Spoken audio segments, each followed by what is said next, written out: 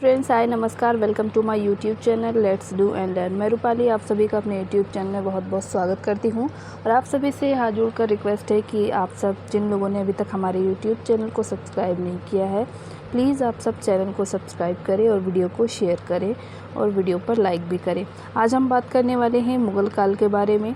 तो मुग़ल काल के बारे में बात करने से पहले बता दूं कि जिनका जीएस सब्जेक्ट है, यानी कि जो जीएस जिनके एग्ज़ाम में आने वाला है, उन सभी के लिए ये वीडियो इम्पॉर्टेंट होने वाली है, क्योंकि यहाँ पर जो एसएससी का एग्ज़ाम दे रहे हैं या फिर यूपीएसएससी पेट का एग्ज़ाम दे रहे हैं या कोई भी दूसरा कॉम्पिटिटिव एग्ज़ाम दे रहे हैं जिसमें जीएस सब्जेक्ट आता है, तो उन सभी के लिए वीडियो इम्पॉर्टेंट है। तो आप सब शुरू से अंत तक ज़रूर देखें वीडियो। और इसमें मैंने जो क्वेश्चंस लिए हैं वो एग्ज़ाम में आए हुए क्वेश्चंस ही हैं, तो इसलिए वीडियो को अंत तक ज़रूर देखें। आइए चलते हैं मुग़ल काल के बारे में जानते हैं।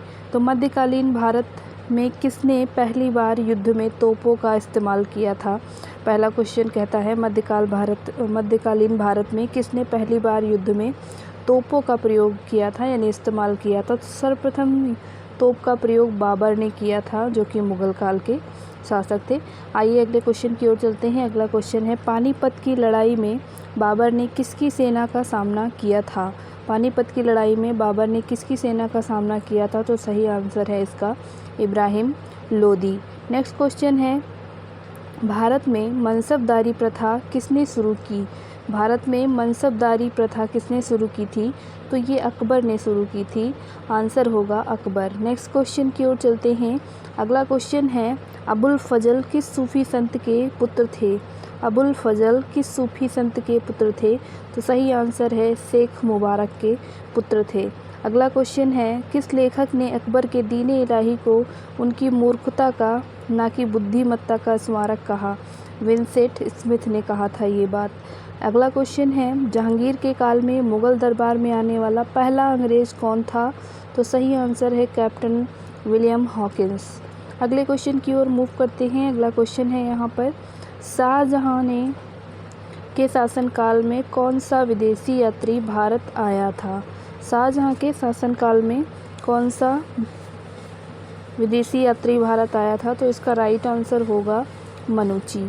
अगले क्वेश्चन की ओर चलते हैं। अगला क्वेश्चन कहता है, ताजमहल को संगमरमर में स्वप्न, यानी कि अ ड्रीम इन मार्बल कहा जाता है।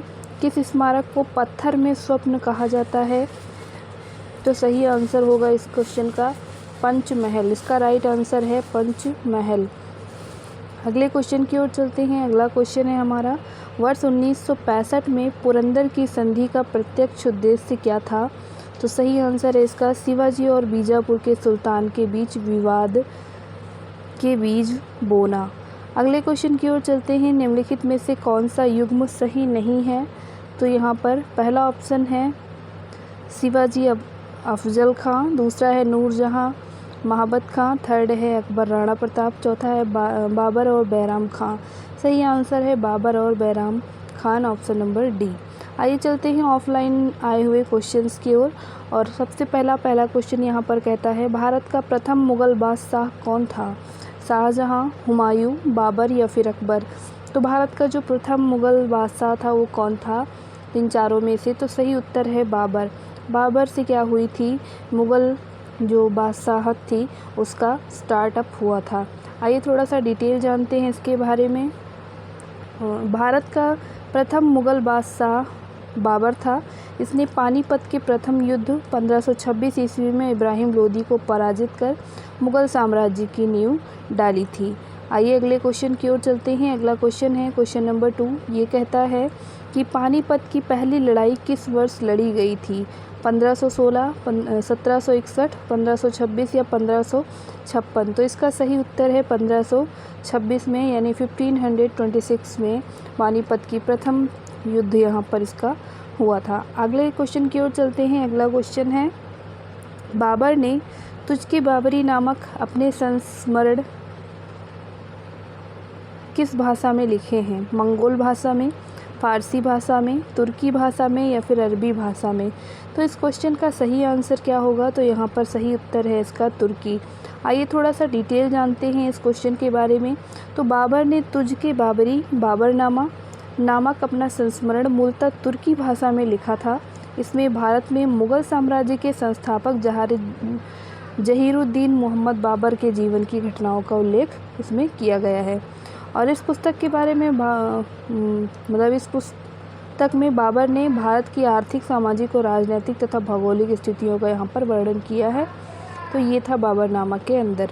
आइए चलते हैं अगले क्वेश्चन की ओर। अगला क्वेश्चन कहता है, दिल्ली में मुग़ल साम्राज्य की नींव निम्नलिखित में से किस लड़ाई के परिणाम स्वरूप पड़ी? पानीपत की तीसरी लड़ाई, पानीपत की दूसरी लड़ाई, हल्दी घाटी की लड़ाई या फिर पानीपत की पहली लड़ाई? जो सही आंसर है वो पानीपत का प्रथम युद्ध हुआ था। उसी के बाद जीत कर इन्होंने क्या किया था, तो मुग़ल साम्राज्य की यहाँ पर स्थापना हुई थी। आइए आगे चलते हैं, थोड़ा सा डिटेल जानेंगे। पानीपत की प्रथम लड़ाई के बाद भारत में मुग़ल शासक की नींव पड़ी। यह युद्ध 21 अप्रैल 1526 को बाबर तथा इब्राहिम लोदी के बीच हुआ था, जिसमें इब्राहिम लोदी की पराजय हुई और बाबर ने दिल्ली पर अधिकार कर मुग़ल साम्राज्य की यहाँ पर स्थापना की। इस युद्ध में बाबर ने पहली बार तुलगमा युद्ध नीति का प्रयोग किया था। ये क्वेश्चन भी एक बार पूछा गया है, तो आप इसको भी ध्यान देकर पढ़ेंगे। अगले क्वेश्चन की ओर चलते हैं। अगला क्वेश्चन है, निम्न में से किसका अपने समकालीन मुग़ल बादशाह के साथ मिलान गलत हुआ है? तो पहला है राणा सांगा बाबर, दूसरा है पृथ्वीराज चौहान अकबर, तीसरा है जुझार खां शाहजहाँ, चौथा है जसवंत सिंह औरंगज़ेब। सही उत्तर है पृथ्वीराज और अकबर। इन दोनों के बीच कोई समकालीनता नहीं है, यानी दोनों बराबर के नहीं हैं। तो ये आंसर क्या है, गलत है। आगे चलते हैं, थोड़ा सा डिटेल जानेंगे इस क्वेश्चन के बारे में। ये कहता है, पृथ्वीराज चौहान 12वीं शताब्दी का शासक था, जिसने मोहम्मद गौरी से तराइन के 2 युद्ध यहाँ पर लड़े थे। अतः यहाँ पर विकल्प भी क्या है, सही सुमेलित नहीं है। आगे चलते हैं अगले क्वेश्चन की ओर। अगला क्वेश्चन कहता है, भारत में सबसे पहले तोपखाने का प्रयोग किसने किया था? तो यहाँ पर ऑप्शन है अलाउद्दीन खिलजी, दूसरा ऑप्शन तैमूर, तीसरा ऑप्शन शेरशाह सूरी और चौथा है बाबर। सही आंसर है बाबर। आइए थोड़ा सा डिटेल जानते हैं। भारत में सबसे पहले तोपखाने का प्रयोग बाबर ने किया था।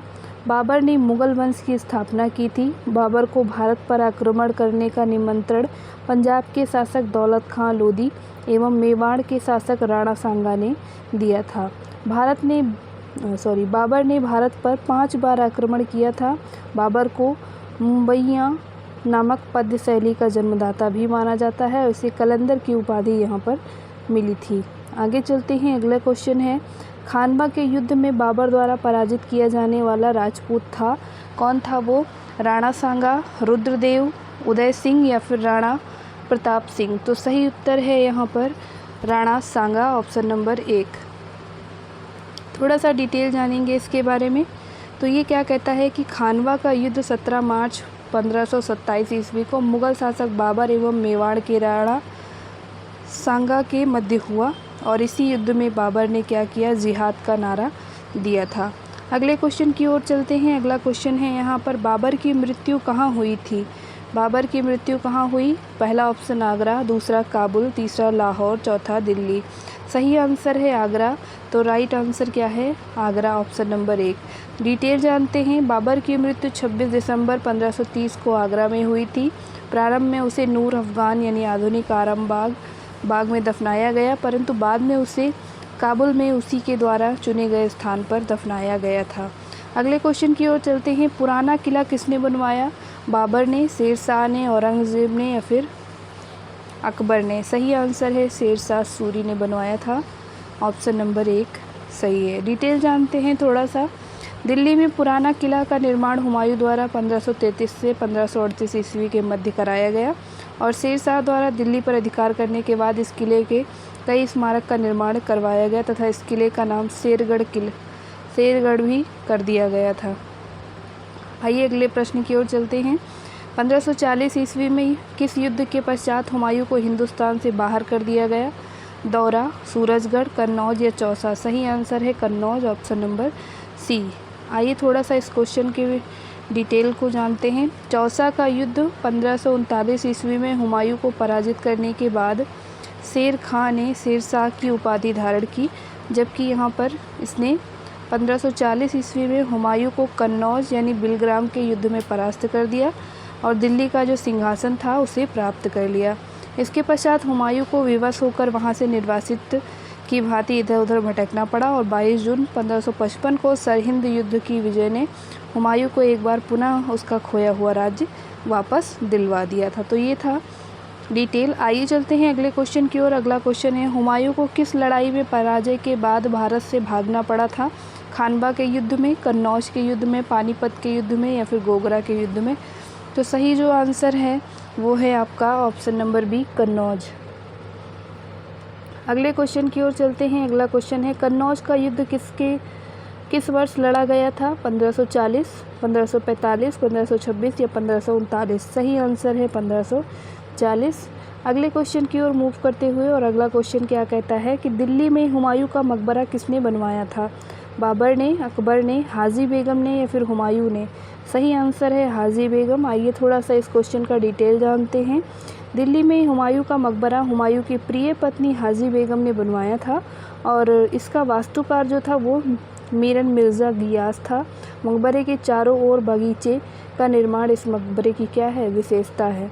आगे चलते हैं अगले क्वेश्चन की ओर। अगला क्वेश्चन है, मेधावी राजस्व अधिकारी टोडरमल ने किसके अधीन सेवा की थी? भगवान दास, हुमायूं, बाज बहादुर या फिर शेरशाह? तो सही आंसर है शेरशाह, ऑप्शन नंबर डी।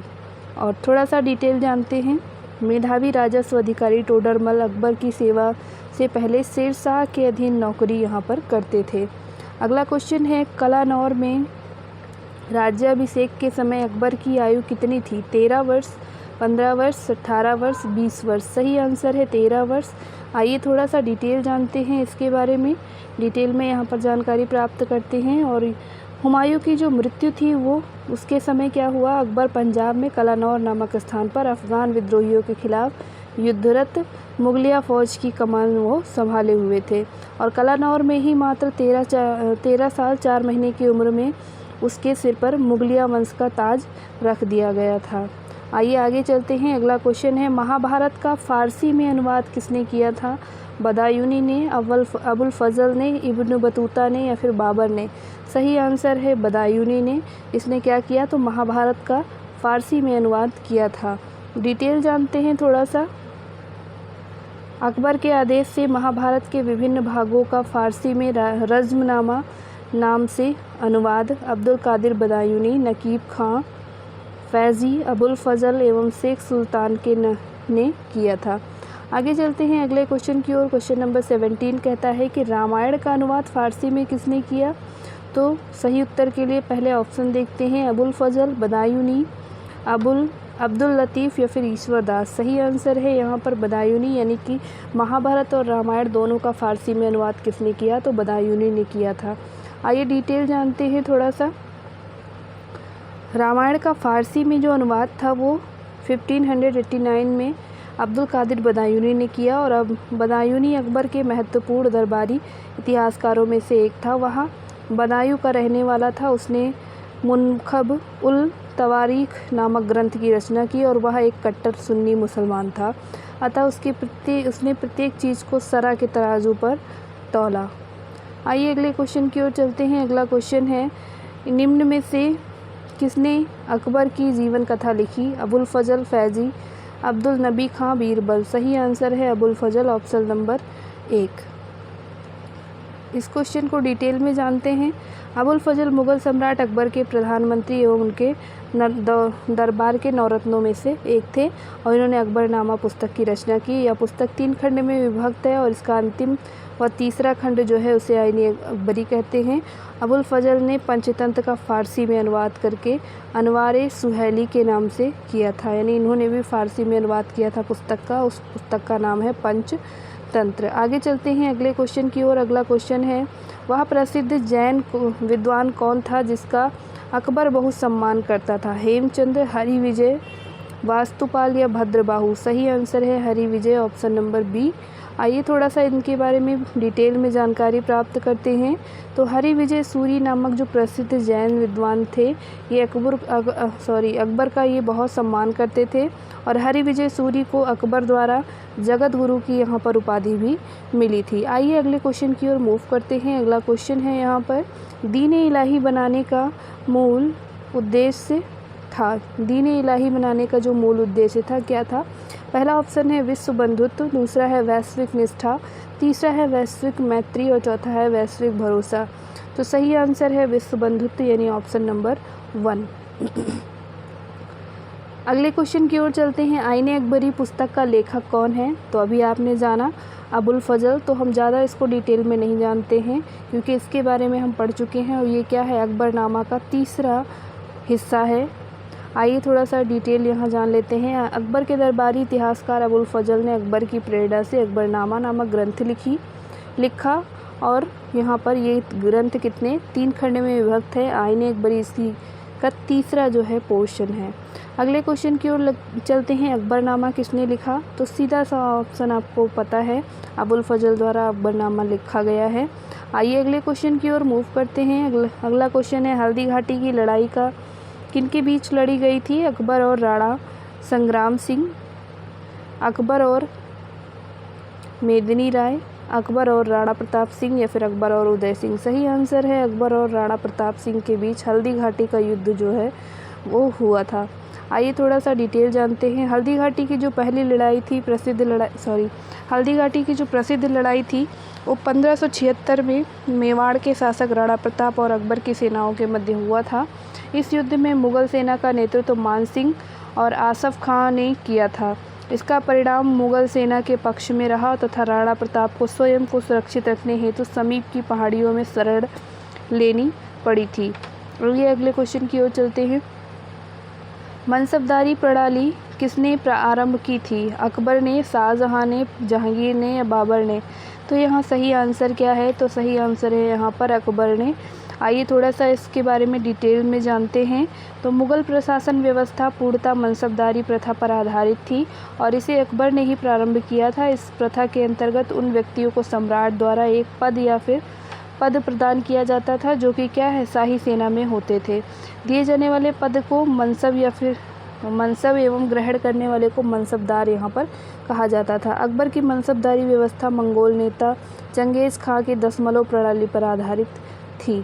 आइए अगले क्वेश्चन की ओर चलते हैं। अगला क्वेश्चन है, निम्न में से किसने मनसबदारी व्यवस्था का सूत्रपात किया था? शाहजहां, शेरशाह, अकबर या जहांगीर? सही आंसर है अकबर, अभी आपने यहाँ पर पढ़ा। आइए अगले क्वेश्चन की ओर चलते हैं। फतेहपुर सीकरी का निर्माण किसने किया? अकबर ने, शेरशाह ने, शाहजहां या बाबर? सही आंसर है फतेहपुर सीकरी का निर्माण अकबर ने करवाया था। ऑप्शन नंबर यहाँ पर 1 सही होगा। आइए थोड़ा सा डिटेल जानते हैं। उत्तर प्रदेश के आगरा क्षेत्र में स्थित फतेहपुर सीकरी का निर्माण मुगल शासक अकबर ने करवाया था। यह हिंदू और मुस्लिम वास्तुशिल्प के मिश्रण का सर्वश्रेष्ठ उदाहरण है। आइए अगले क्वेश्चन की ओर चलते हैं। अगला क्वेश्चन है, निम्नलिखित में से कौन सा एक फतेहपुर सीकरी में स्थित नहीं है, ये बताना है आपको। पहला ऑप्शन है पंचमहल, दूसरा है मोती मस्जिद, तीसरा है सलीम चिश्ती का मकबरा और चौथा है मरियम पैलेस। सही उत्तर है मोती मस्जिद। तो ये कहाँ है? तो ये फतेहपुर सीकरी में स्थित नहीं है। आइए थोड़ा सा डिटेल जानते हैं। पंचमहल सलीम चिश्ती का मकबरा और मरियम उज़ ज़मानी महल फतेहपुर सीकरी में अवस्थित है, जबकि मोती मस्जिद दिल्ली तथा आगरा के किले में अवस्थित है। अगले क्वेश्चन की ओर चलते हैं। अकबर अपना धार्मिक विचार विमर्श कहाँ करता था? जोधाबाई महल में, पंचमहल, इबादत खाना या बुलंद दरवाज़ा? सही उत्तर है इबादत खाना, ऑप्शन नंबर सी। आइए डिटेल जानते हैं। अकबर की धार्मिक और आध्यात्मिक रुचि के परिणाम स्वरूप फतेहपुर सीकरी में इबादत खाना यानी आराधना गृह की स्थापना 1575 में यहाँ पर की गई और इबादत खाने में उसकी धार्मिक परिचर्याएँ गुरुवार को सायंकालीन होती थीं। 1578 में उसने इबादत खाने को धर्म संसद में परिवर्तित कर दिया और प्रारंभ में केवल मुसलमानों तक ही सीमित था। बाद में इसने हिंदुओं, जैनियों, पारसियों तथा ईसाइयों के लिए भी क्या किया, खोल दिया, ओपन कर दिया। अगले क्वेश्चन की ओर चलते हैं। अगला क्वेश्चन है, प्रयाग नगर को इलाहाबाद अल्लाह का नगर नाम किसने दिया था? औरंगज़ेब, अकबर, शाहजहां, बहादुर शाह जफ़र। सही आंसर है अकबर ने। आइए थोड़ा सा डिटेल जानते हैं। प्रयाग नगर को इलाहाबाद अल्लाह का नगर नाम मुग़ल शासक अकबर ने दिया। यहाँ अकबर ने गंगा यमुना के तट पर एक किले का निर्माण कराया जिसे इलाहाबाद का किला कहते हैं। अगले क्वेश्चन की ओर चलते हैं। अकबर के आरंभिक दिनों में उसका रीजेंट कौन था? अबुल फजल, बैराम खान, तानसेन या टोडरमल। सही आंसर है Bairam Khan, option number B. थोड़ा डिटेल जानते हैं। अकबर के आरंभिक दिनों में उसका संरक्षक या रीजेंट बैराम खान था। पानीपत के द्वितीय युद्ध यानी 1556 में बैराम खां के नेतृत्व में ही मुग़ल सेना ने हेमू के नेतृत्व वाली अफगान सेना को हराया था। वस्तुतः वह 1556 से 1560 ईस्वी तक मुग़ल साम्राज्य का वास्तविक कर्ता धर्ता बना हुआ था। अगले क्वेश्चन की ओर चलते हैं। अगला क्वेश्चन है, अकबर का अभिरक्षक कौन था? बैराम खान, तानसेन, अबुल फजल या मीर खुसरो। तो बैराम खान क्या था? उसका रीजेंट था, देखभाल करने वाला, अभिरक्षक था। अगला क्वेश्चन है यहाँ पर, निम्नलिखित में से किस शासक ने जजिया समाप्त किया था? औरंगज़ेब, जहांगीर, अकबर और बलबन। सही उत्तर है यहाँ पर option number C, that is Akbar. और ये थोड़ा सा डिटेल जानते हैं इस क्वेश्चन का। मुग़ल सम्राट अकबर ने 1564 में जजिया कर को समाप्त कर दिया था और अकबर ने 1562 में दास प्रथा तथा 1563 में तीर्थ यात्रा कर लेना भी बंद कर दिया था। 1679 यानी कि 1679 में मुग़ल सम्राट औरंगज़ेब ने जजिया लेना पुनः प्रारंभ इन्होंने कर दिया था। अगले क्वेश्चन की ओर चलते हैं। अगला क्वेश्चन है, जब्ती प्रणाली के अंतर्गत वास्तविक उत्पादन का कितना अंश राज्य की मांग के रूप में निर्धारित किया गया था? 1/4, 1/3, आधा या फिर 5वां भाग। तो सही आंसर है ऑप्शन नंबर बी, 1/3। अगले क्वेश्चन की ओर चलने से पहले थोड़ा सा डिटेल जानेंगे इसके बारे में। जब्ती प्रणाली के अंतर्गत वास्तविक जो उत्पादन है उसका 1/3 अंश राज्य की मांग के रूप में निर्धारित किया गया था। अकबर ने अपने शासन के 24वें वर्ष यानी 1580 में आईने 10 साला टोडरमल बंदोबस्त नामक नई प्रणाली का प्रारंभ करके मुग़लकालीन राजस्व व्यवस्था को स्थायी रूप यहाँ पर इन्होंने प्रदान किया। अगले क्वेश्चन की ओर चलते हैं। अगला क्वेश्चन है, अकबर का प्रसिद्ध राजस्व मंत्री कौन था? तानसेन, हुमायूं, राणा प्रताप या फिर टोडरमल। सही आंसर है टोडरमल, ऑप्शन नंबर डी।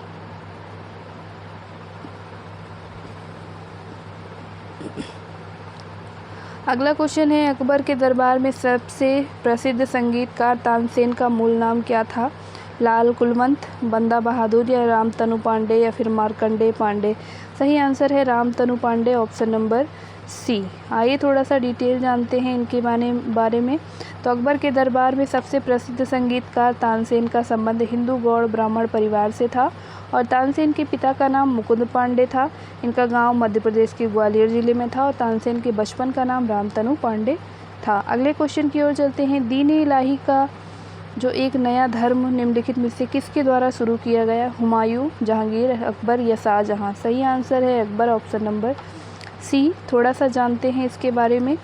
तो दीन-ए-इलाही जो नामक नया धर्म स्टार्ट किया गया वो अकबर द्वारा शुरू किया गया और इसके जो प्रथम अनुयायी थे वो बीरबल थे और सभी धर्मों के सार संग्रह के रूप में अकबर द्वारा 1582 में दीन-ए-इलाही यानी कि दैवीय एकईश्वरवाद का प्रवर्तन किया गया और अबुल फजल इसका प्रधान पुरोहित था।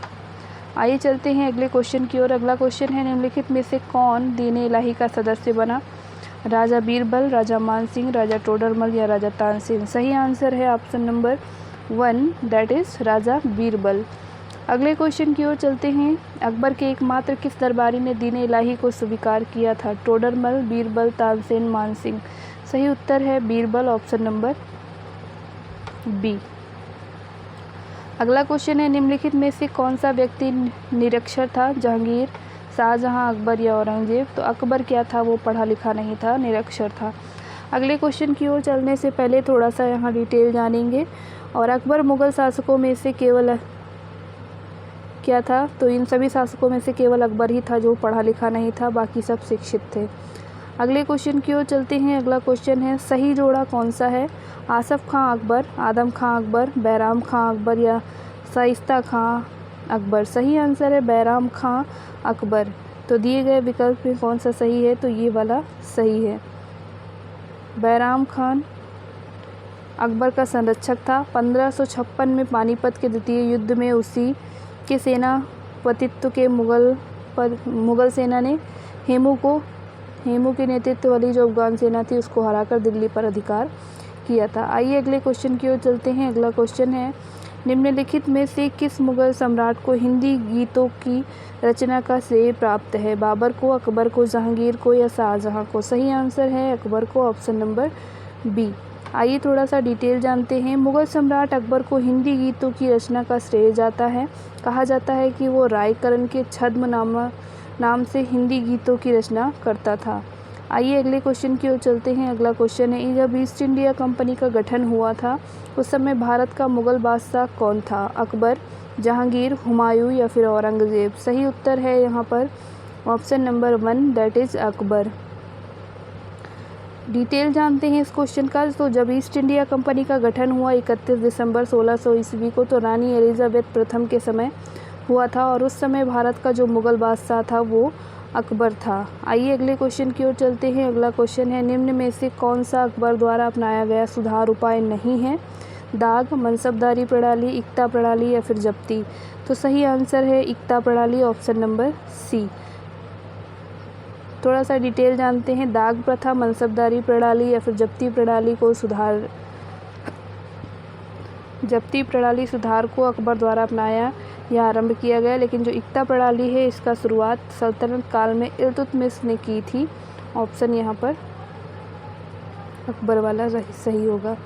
अगले क्वेश्चन की ओर चलते हैं। क्वेश्चन नंबर 44 कहता है, किसके शासनकाल में तुलसीदास ने रामचरितमानस लिखी?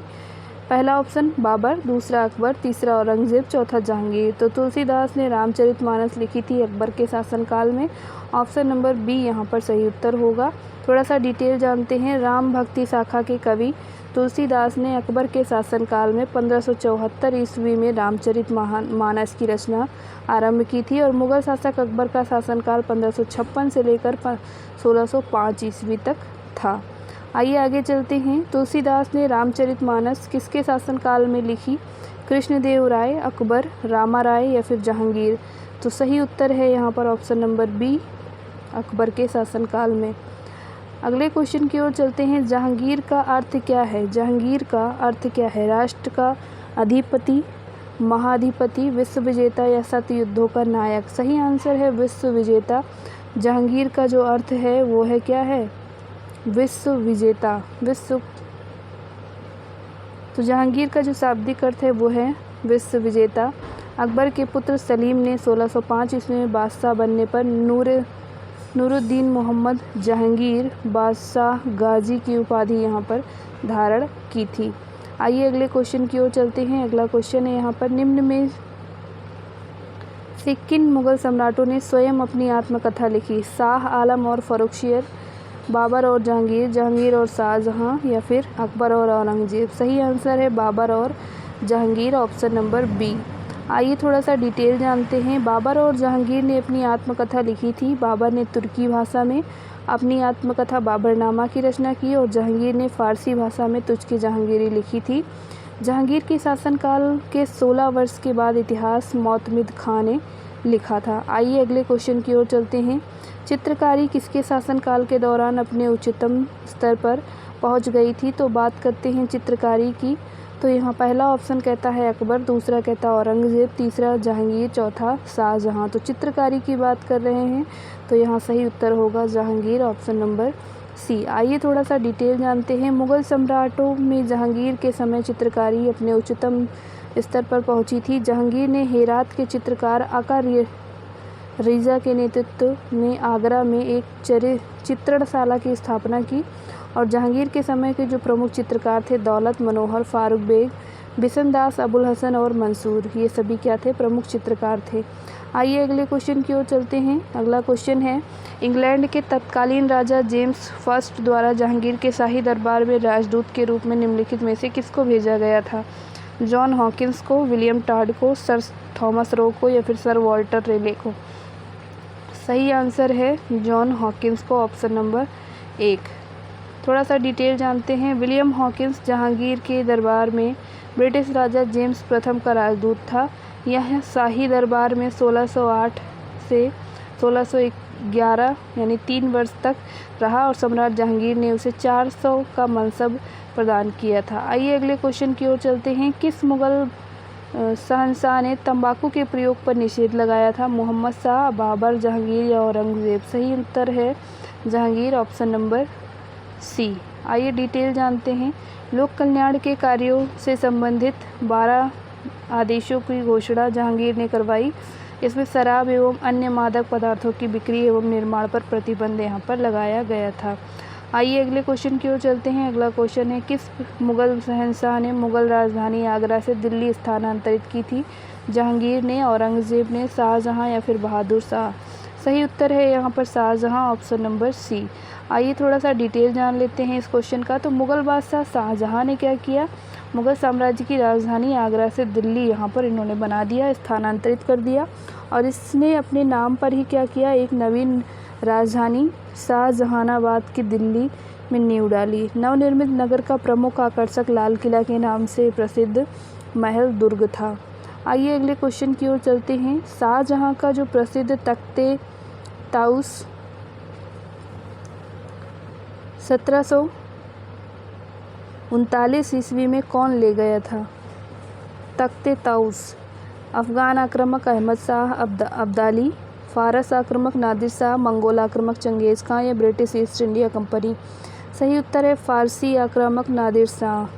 आइए थोड़ा सा डिटेल जानते हैं इसके बारे में। तो फारसी आक्रामक नादिर शाह ने उत्तरकालीन मुगल शासक मोहम्मद शाह रंगीला के शासनकाल में 1739 ईस्वी में दिल्ली पर इन्होंने आक्रमण किया और अपने साथ शाहजहां का जो प्रसिद्ध तख्ते ताउस था वो भी वो क्या करे तो ले गए। आइए अगले क्वेश्चन की ओर चलते हैं। विश्व प्रसिद्ध तख्ते ताउस निम्नलिखित में से किस मुगल भवन में रखा गया था? फतेहपुर सीकरी के दीवाने खास में, आगरा के नए किले में, दिल्ली के लाल किले के रंग महल में या फिर दिल्ली के लाल किले के दीवाने आम में? सही उत्तर है तो ये दिल्ली के लाल किले के दीवाने आम में रखा गया था और ये विश्व का प्रसिद्ध तख्ते ताउस था। आइए थोड़ा डिटेल जानते हैं। दिल्ली के लाल किले में निर्मित दीवाने आम में इसके पीछे की दीवार पर बने एक कोष्ठ में विश्व प्रसिद्ध तख्ते ताउस रखा जाता था। आइए चलते हैं अगले क्वेश्चन की ओर। अगला क्वेश्चन है, मोती मस्जिद निम्न में से किस नगर में स्थित है? आगरा, जयपुर, लाहौर, अहमदाबाद? सही उत्तर है आगरा, ऑप्शन नंबर 1। आइए थोड़ा सा डिटेल जानते हैं। मोती मस्जिद आगरा के किले में अवस्थित है। इसका निर्माण शाहजहां द्वारा कराया गया है और दिल्ली के लाल किले में अवस्थित मोती मस्जिद का निर्माण औरंगजेब ने कराया था। आइए अगले क्वेश्चन की ओर चलते हैं। अगला क्वेश्चन है, निम्न में से किस मुगल शासक ने संगीत और नृत्य पर प्रतिबंध लगाया था? बाबर, हुमायूं, औरंगजेब या जहांगीर? सही उत्तर है औरंगजेब, ऑप्शन नंबर सी। आइए थोड़ा डिटेल जानते हैं। मुगल शासक औरंगजेब को धार्मिक रूप से असहिष्णु माना जाता है। उसने संगीत और नृत्य पर प्रतिबंध लगा दिया क्योंकि शरीयत में संगीत को बुरा माना जाता है। आइए अगले क्वेश्चन की ओर चलते हैं। अगला क्वेश्चन है, निम्नलिखित में से औरंगजेब का उत्तराधिकारी कौन था? आजम, कामबख्श, अकबर द्वितीय या मुअज्जम? सही उत्तर है मुअज्जम, ऑप्शन नंबर डी। आइए आगे चलते हैं। औरंगजेब की मृत्यु के बाद हुए उत्तराधिकार के युद्ध में 63 वर्षीय मोहम्मद मुअज्जम विजयी रहा और बहादुर शाह के नाम से भारत का वो सम्राट बना। उसे शाहे बेखबर भी कहा जाता है। अगले क्वेश्चन की ओर चलते हैं। अगला क्वेश्चन है, मुगल शासकों की दरबारी यानी अदालती जो भाषा थी वो क्या थी? अरबी, उर्दू, फ़ारसी या हिंदुस्तानी? तो सही उत्तर है फ़ारसी भाषा थी। आइए आगे चलते हैं अगले क्वेश्चन की ओर। अगला क्वेश्चन है, निम्नलिखित मुगल भवनों में से यह अनन्य विशेषता बताई जाती है कि वह लंबाई और चौड़ाई में बिल्कुल बराबर है? आगरा का किला, लाल किला, ताजमहल या बुलंद दरवाज़ा? तो सही उत्तर है इसका Taj Mahal, option number C. Taj Mahal लंबाई और चौड़ाई में बिल्कुल बराबर है। यह आकार में वर्गाकार है और इसका भू निर्माण पूर्णतः संगमरमर से किया गया है। आइए अगले क्वेश्चन की ओर चलते हैं। अगला क्वेश्चन है, भारत में बीबी का मकबरा कहाँ स्थित है? फतेहपुर सीकरी, औरंगाबाद, हैदराबाद या फिर जौनपुर? तो सही उत्तर है यहाँ पर Aurangabad, option number B. Bharat में बीबी का मकबरा महाराष्ट्र राज्य के औरंगाबाद में अवस्थित है। इस मकबरे का निर्माण मुग़ल बादशाह औरंगज़ेब द्वारा अपनी पहली पत्नी दिलरास बानो बेगम यानी रबिया उद दौरानी की याद में 17वीं सदी में करवाया गया था और इसे ताजमहल की फूहड़ नकल भी माना जाता है। तो ये था। आइए अगले क्वेश्चन की ओर चलते हैं। अगला क्वेश्चन है, ताजमहल किसके द्वारा बनवाया गया? जहांगीर, शाहजहां, शेरशाह, नादिर शाह। सही उत्तर है शाहजहां, ऑप्शन नंबर बी। आइए थोड़ा सा डिटेल जानते हैं इसके बारे में। तो समुद्र तल से 171 मीटर ऊंचाई पर अवस्थित ताजमहल का निर्माण मुग़ल सम्राट शाहजहां ने अपनी पत्नी मुमताज़ की याद में आगरा में कराया था। 1663 में बनकर तैयार हुए इस मकबरे का रूपांकन वास्तुकार उस्ताद अहमद लाहौरी ने किया था। यह मुग़ल वास्तुशैली में निर्मित है। आइए अगले क्वेश्चन की ओर चलते हैं। ताजमहल के बारे में निम्नलिखित में से कौन सा तथ्य सही नहीं है? यह एक भव्य मकबरा है। इसका निर्माण शाहजहां ने किया। यह आगरा फोर्ट के बाहर स्थित है और इस पर उन कारीगरों के नाम उत्कीर्ण हैं जिन्होंने इसका निर्माण किया। सही उत्तर ये है कि ये बात गलत है, ये सही नहीं है। तो ऑप्शन नंबर यहाँ पर डी गलत है। आइए डिटेल जानते हैं। ताजमहल पर कुरान की आयतें उत्कीर्ण हैं। इस पर उत्कीर्णन का कार्य अमानत खां सिराजी ने किया था। इनका नाम ताजमहल के एक द्वार पर अंत में उत्कीर्णित है, किंतु कारीगरों का नाम इस पर उत्कीर्णित नहीं है। तो ये था आज का मुग़ल काल के बारे में हमने डिस्कस किया। वीडियो कैसी लगी कमेंट बॉक्स में कमेंट करके ज़रूर बताएं और ऐसी जानकारी भरी वीडियोज़ के लिए हमारे साथ बने रहिए। आप एसएससी का स्टेनोग्राफर, एसएससी एमटीएस, आप कोई भी एग्ज़ाम दे रहे हो जिसमें जीएस सब्जेक्ट आता है, उन सभी के लिए ये वीडियो इम्पॉर्टेंट है। तो आप सब हमारे लिए जीएस सब्जेक्ट के साथ जुड़ सकते हैं। Thank you for watching. नमस्कार, जय हिंद।